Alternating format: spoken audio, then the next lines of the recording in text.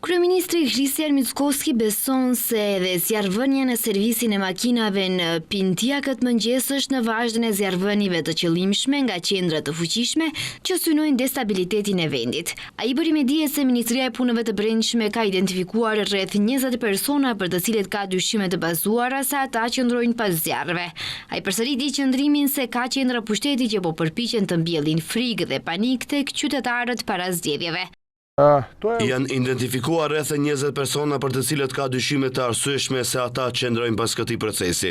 Në të njëjtën kohë, kemi pasur raportime të saktuara që kemi mbledhur në ditët e fundit dhe në një veprim të koordinuar, Ministria e Brendshme dhe Ministria e Mjedisit do të veprojnë në ditët në vijim. Kështu që për fat të keq, ka struktura që po përpiqen të sjellin paqëndrueshmëri dhe trazira në këtë mënyrë, por siç thash, ata do të komplotojnë, do të vjedhin, do të mbjellin, ne do të punojmë ndershmërisht, do të luftojmë dhe në fund do të fitojmë përsëri.